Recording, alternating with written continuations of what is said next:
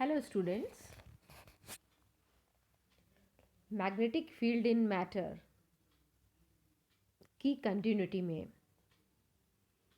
आज का आपका टॉपिक है इलेक्ट्रिक करंट्स इन एटम्स, परमाणुओं में विद्युत धाराएं। तो इसमें थोड़ा सा थ्योरेटिकल है, थोड़ा सा मैथमेटिकल भी है। आपके लास्ट 3 टॉपिक हैं इस यूनिट के, जो मैं आज आपको ख़त्म करा दूंगी। तो चलिए हम स्टार्ट करते हैं electric currents in atom. Atomic structure से आपको ये पता है कि प्रत्येक परमाणु, every atom is made up of electrons, protons and neutrons. प्रत्येक परमाणु किससे मिलकर बना है? इलेक्ट्रॉन, प्रोटॉन और न्यूट्रॉन से मिलकर बना होता है। और प्रत्येक एटम के न्यूक्लियस में तो क्या होते हैं? प्रोटॉन और न्यूट्रॉन होते हैं। एंड जो इलेक्ट्रॉन है वो उसके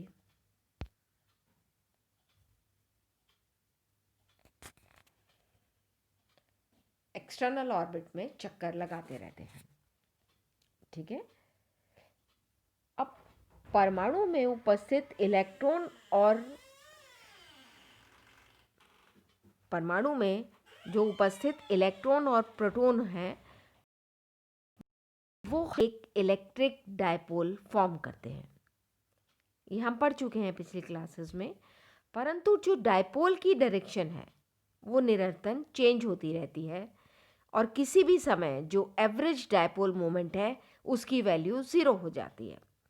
जब कहीं भी 2 चार्ज होंगे तो वो डायपोल तो प्रोड्यूस करेंगे, इलेक्ट्रिक डायपोल, और इसकी डायरेक्शन क्या है? निरंतर चेंज होती रहती है। और किसी भी समय जो एवरेज डायपोल मोमेंट है उसकी वैल्यू क्या हो जाती है? 0 होती है, जिसके कारण कोई भी स्थिर विद्युत क्षेत्र प्रेक्षित नहीं होता। No static electric field is observed. क्यों? क्योंकि every atom is made up of electron, proton and neutrons. The nucleus of every atom contains protons and neutrons, and electrons are considered to be revolving around the nucleus in different orbits. Electron and protons present in an atom form an electric dipole at every instant, but the direction of the dipole changes continuously and the mean dipole moment is equal to 0. Hence, no static electric field is observed, जिसके कारण कोई स्थिर विद्युत क्षेत्र प्रेषित नहीं होता है। और हम ये जानते हैं कि जो मूविंग चार्ज है वो मैग्नेटिक फील्ड प्रोड्यूस करता है, और एटम में इस फील्ड की जो एवरेज वैल्यू है वो 0 नहीं होती। मूविंग चार्ज क्या प्रोड्यूस करता है? Produces a magnetic field, and the magnitude of this field in an atom is not equal to 0। तो आप मान लीजिए कि एक इलेक्ट्रॉन है, वो न्यूक्लियस के चारों तरफ, जिसकी रेडियस r है, कि एक सर्कुलर ऑर्बिट में एक कांस्टेंट वेलोसिटी v से मूव कर रहा है। जैसे मान लीजिए आपका ये इलेक्ट्रॉन है, ये इस सर्कुलर ऑर्बिट में, जिसकी रेडियस क्या है? r है, कांस्टेंट वेलोसिटी v से मूव कर रहा है। ये इसकी कांस्टेंट वेलोसिटी है, इससे ये मूव कर रहा है। होता क्या है कि जो न्यूक्लियर, जो नाभिकीय आवेश है, ये भी अपने ऑर्बिट में घूर्णन करता है, परंतु इसका मास इलेक्ट्रॉन के कंपैरिजन में बहुत अधिक होता है। इसलिए इन न्यूक्लियर चार्जेस की गति, या हम ये कह सकते हैं इस न्यूक्लियस के मोशन को हम नेग्लिजिबल मानते हैं। मूविंग इलेक्ट्रॉन, ये जो आपका मूविंग चार्ज है, ये क्या कर रहा है, क्या कर रहा है ये मूविंग चार्जेस, जो मूविंग इलेक्ट्रॉन है वो प्रोड्यूस कर रहा है a circular current I in an orbit. इस मूविंग चार्ज के कारण या मूविंग इलेक्ट्रॉन के कारण इस ऑर्बिट में अपोजिट डायरेक्शन में सर्कुलर करंट प्रोड्यूस होती है। अब देखिए आप, ये मोशन करंट की डायरेक्शन है, तो दोनों की डायरेक्शन क्या है, एक दूसरे के अपोजिट। तो ये जो मूविंग इलेक्ट्रॉन है, या हम ये कह सकते हैं जो मूविंग इलेक्ट्रॉन है वो क्या प्रोड्यूस कर रहा है, अ सर्कुलर करंट। कौन सी करंट, एक वृत्तीय धारा उत्पन्न कर रहा है कक्ष के अंदर, और उसकी डायरेक्शन क्या है, अपोजिट। अब आपको पता है करंट बराबर क्या होता है, चार्ज अपॉन टाइम। चार्ज कितना है, -e, टाइम कितना है, मान लीजिए कैपिटल T इसका टाइम पीरियड है। अब आप यहाँ पर ये भी देख लीजिए, ये L है और ये म्यू एल है, दोनों की डायरेक्शन एक दूसरे के अपोजिट है। अभी हम इसको प्रूव करेंगे। ये r रेडियस है, ये इलेक्ट्रॉन है, ये v वेलोसिटी से मूव कर रहा है, इसके मोशन के कारण इसमें सर्कुलर करंट इसकी अपोजिट डायरेक्शन में प्रोड्यूस होती है। अब आप इसकी देखिए करंट की वैल्यू क्या है, ये आप इसकी करंट की वैल्यू देखिए, EV/2πr, जो हम अभी निकालेंगे। ये करंट है, कितनी करंट है, EV/2πr। अब आप देखिए कि जो करंट है वो कितनी आ गई, चार्ज अपॉन टाइम -E/T। तो मूविंग इलेक्ट्रॉन इसमें आपके एक वृत्तीय धारा। अब T इसका क्या है, period of motion, time period. Distance upon velocity, distance कितनी है, एक सर्कुलर ऑर्बिट की डिस्टेंस कितनी होती है, उसकी परिधि, और उसकी परिधि किसके बराबर होती है, 2πr। तो 2πr/v, आई की वैल्यू क्या आ गई, -EV/2πr। टी की आपने वैल्यू लिख दी 2πr/v। नेगेटिव साइन क्या शो कर रहा है, तो direction of current is opposite to that of the motion of the electron. ये मैंने अभी आपको बताया, दोनों की डायरेक्शन क्या है, एक दूसरे के अपोजिट होती है। अब ये सर्कुलर करंट क्या करती है, एक मैग्नेटिक डायपोल के समान बिहेव करती है, और जिसका मैग्नेटिक मोमेंट क्या होता है, ज़ीरो है। मैग्नेट है चुंबकीय आघूर्ण, तो ये आपने इसको चुंबकीय आघूर्ण को किससे डिफाइन करा, म्यू एल से। तो म्यू एल बराबर क्या होता है, ये सब डायरेक्ट फार्मूले हैं जो आपको यूज में लेने हैं। करंट इनटू एरिया, करंट अभी आपने निकाली -EV/2πr, एरिया कितना है, πr², तो ये क्या आ गया, -EVr/2। अब V बराबर क्या होता है, r ओमेगा, तो आपने रख दिया, तो ये आपके पास में क्या आ गया, -E⍵r²,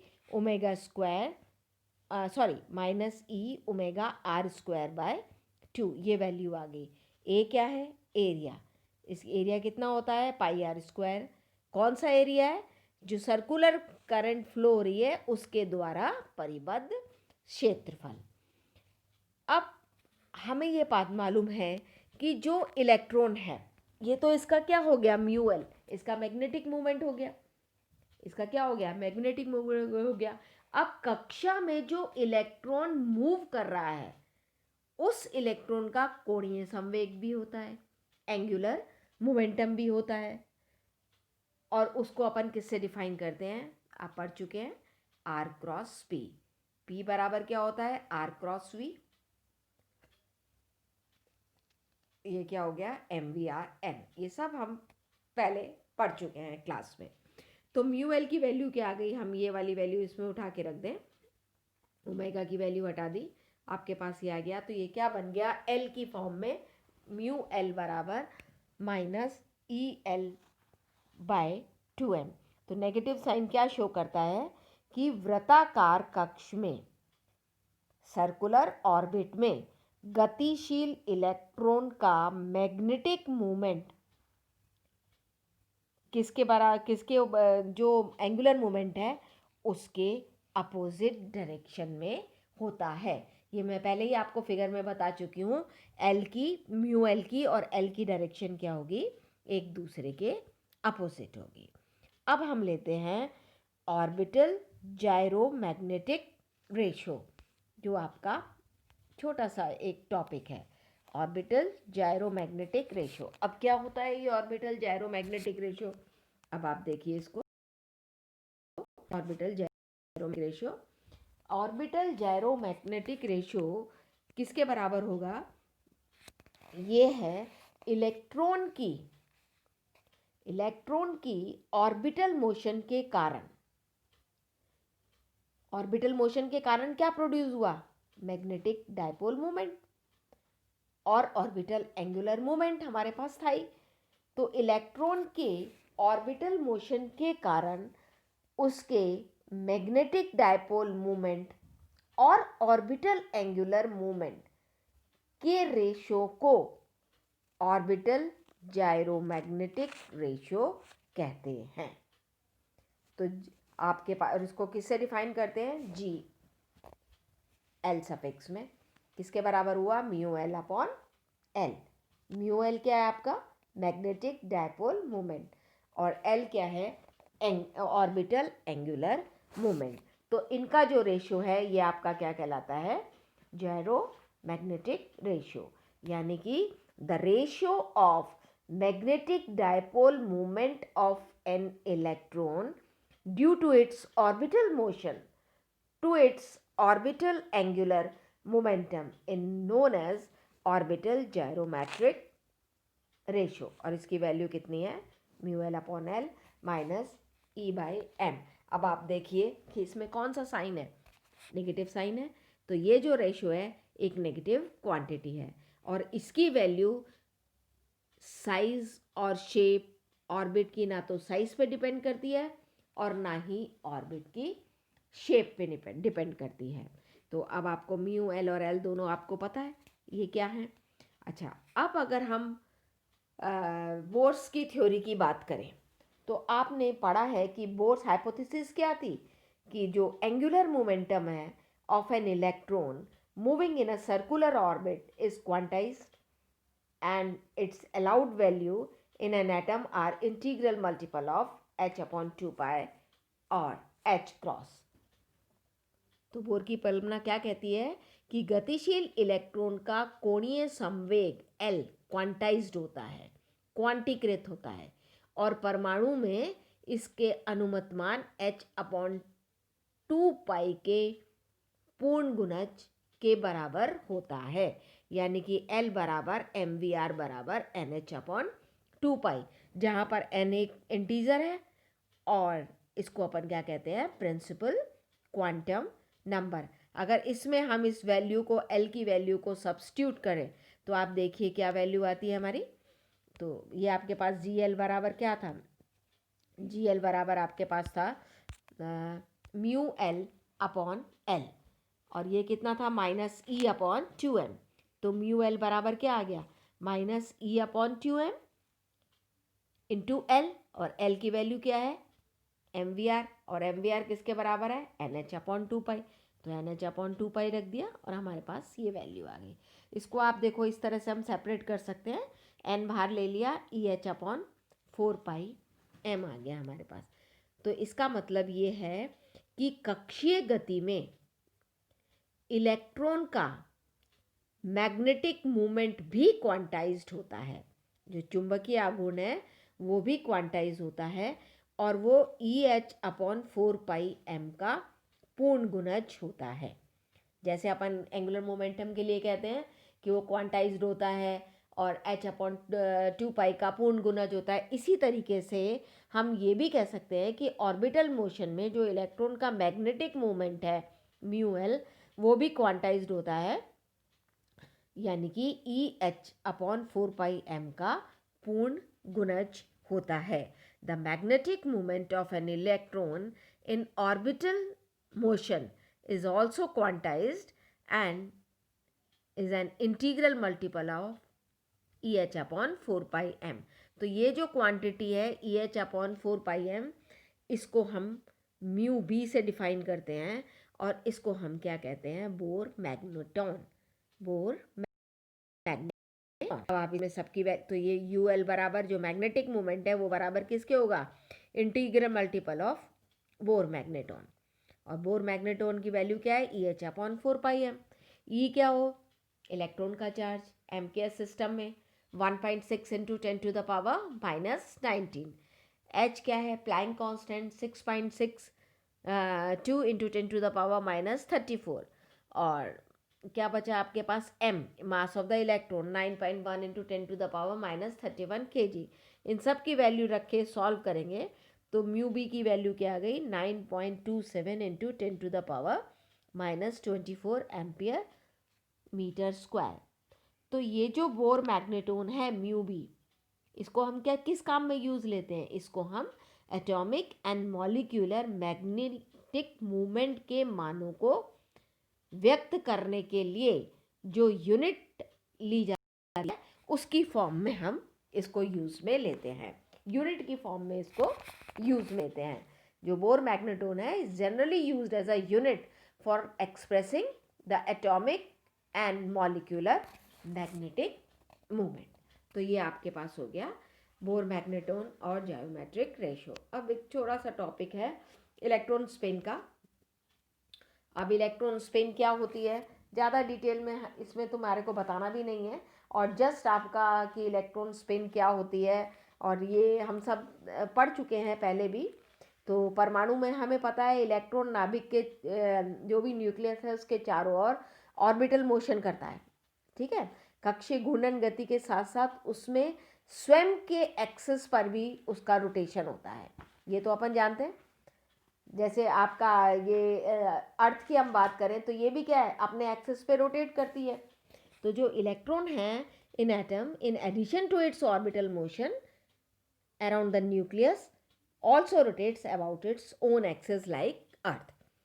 मतलब न्यूक्लियस के चारों तरफ चक्कर तो लगाता ही है, उसके जैसे अर्थ अपने एक्सिस पे घूमती है उस तरह ये भी अपने एक्सिस के चारों तरफ रोटेट करता है। और जो ये मोशन है इलेक्ट्रॉन, ये जो मोशन है इलेक्ट्रॉन का वो क्या कहलाता है, उसकी स्पिन कहलाती है।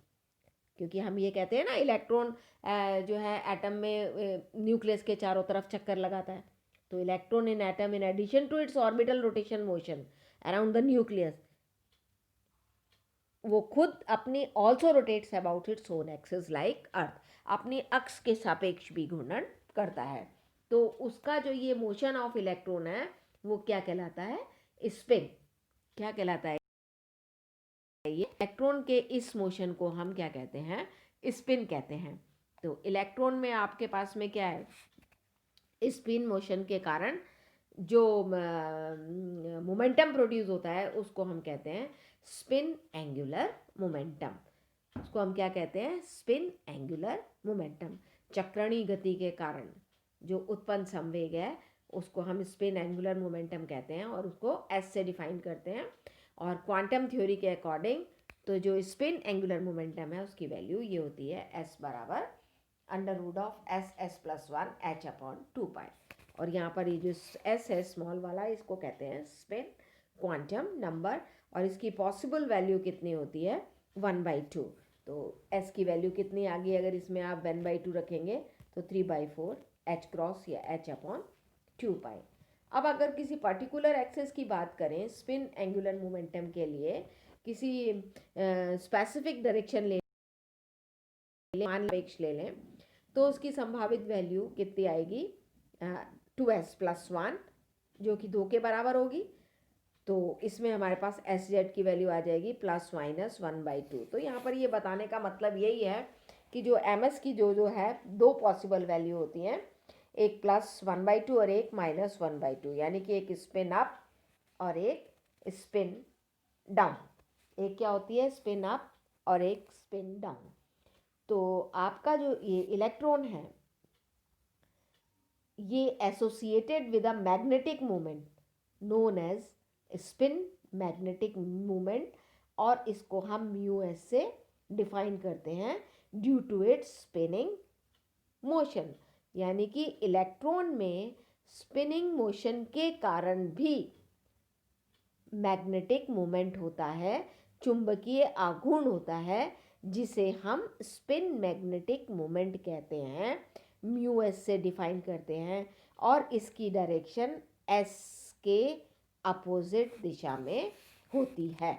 तो ये जो आपका म्यू एस है, ये क्या होता है, इलेक्ट्रॉन में स्पिन मोशन के कारण भी मैग्नेटिक मोमेंट होता है, जिसे स्पिन मैग्नेटिक मोमेंट कहते हैं, और इसे म्यू एस से डिफाइन करते हैं, और इसकी डायरेक्शन अपोजिट होती है एस के, और इसको हम इस तरीके से डिफाइन करते हैं, म्यू एस बराबर minus G S E by 2m S. और जी एस यहाँ पर क्या है, जी एस आपका ज़ायरोमैग्नेटिक रेशियो है, और जिसकी एक्सपेरिमेंटल वैल्यू 2.0024 होती है, परंतु हम इसको 2 के बराबर ही मानते हैं। तो आपने ये देख लिया यहाँ पर। तो दूसरी चीज़ आपको ये भी पता है कि इस इक्वेशन से अगर हम देखें म्यू एस बराबर minus G S E upon 2m, तो ये क्या बताती है कि जो जायरोमेट्रिक रेशियो है of the electron for its spin motion, mu S upon S is double of the gyrometric ratio for its orbital motion. Orbital motion के लिए क्या है, म्यू एल अपॉन एल, और स्पिन मोशन के लिए क्या है, म्यू एस अपॉन एस का डबल होता है। यानी कि स्पिन मोशन के लिए इलेक्ट्रॉन का जायरोमेट्रिक जो रेशियो है G S, mu S upon S का मान ऑर्बिटल मोशन में जो जायोमेट्रिक अपन ने रेशियो निकाला था म्यू एस अपॉन एल, उसके मान का क्या होता है, दुगना होता है। तो जो टोटल एंगुलर मोमेंटम है आपका जे, वो बराबर आपने पढ़ा है किसके होगा, एल प्लस एस। किसके बराबर होगा, एल प्लस किसका सम है, orbital angular momentum L and spin angular momentum S, दोनों के सम के बराबर है। ऑर्बिटल एंगुलर मोमेंटम एल और स्पिन एंगुलर मोमेंटम एस दोनों के सम के बराबर होता है। तो ये है आपका इसका स्पिन का टॉपिक पूरा। अब आप इसका फिगर भी देख लीजिए। अब आप ये देखिए, तो ये आपका म्यू एस है, और ये आपके पास यहाँ पर ये क्या है, स्पिन है। ये दोनों आ गया ना आपके पास, जे और जे प्लस एल एस। तो आप इसको इस तरह से किसी भी तरीके से आप चाहें तो आप इसको डिफाइन कर सकते हैं। तो म्यू एस मैंने आपको बता दिया। म्यू एस आपके पास क्या चीज़ है, स्पिन मैग्नेटिक मूवमेंट, और कैपिटल एस आपके पास क्या है, कैपिटल एस आपका क्या चीज़ है, स्पिन एंगुलर मोमेंटम, और ये क्या है, स्पिन मैग्नेटिक मूवमेंट। तो अगर हमने जो ऑर्बिटल मोशन में देखा था उसमें भी क्या था, म्यू एल था और एल था, और यहाँ पर क्या है, स्पिन मैग्नेटिक मूवमेंट और स्पिन, उसमें एंगुलर मोमेंटिक मूवमेंट और म्यू एल। तो ये आपके पास में दोनों चीज़ें, ऑर्बिटल में जायोमेट्रिक रेशियो है म्यू एल अपॉन एन, और स्पिन मोशन में जायोमेट्रिक रेशियो है म्यू एस अपॉन एस। तो ये इस तरह से आप किसी भी मोशन में देख लीजिए तो आपको ये जायोमेट्रिक रेशियो की वैल्यू आ जाएगी। और ये जो स्पिन के केस में है और जो ऑर्बिटल के केस में है, तो स्पिन के केस में ऑर्बिटल के केस से इसकी वैल्यू क्या होगी, डबल होगी। तो ये आपका आज का टॉपिक है, और आपका जो 4th यूनिट है वो ख़त्म हो गया है। अब आपको जो भी प्रॉब्लम हो वो आप डिस्कस कर सकते हैं। अब लास्ट यूनिट बची है आपकी 5th यूनिट, तो वो हम नेक्स्ट टर्म पे स्टार्ट करेंगे 5th यूनिट आपकी, और वो भी बहुत इंटरेस्टिंग है। मैक्सवेल्स इक्वेशन और सब आपको पढ़नी पड़ेंगी। बिल्कुल नया टॉपिक है, और इस टॉपिक में आपको कोई भी प्रॉब्लम हो तो आप मुझसे पूछ सकते हैं। Thank you.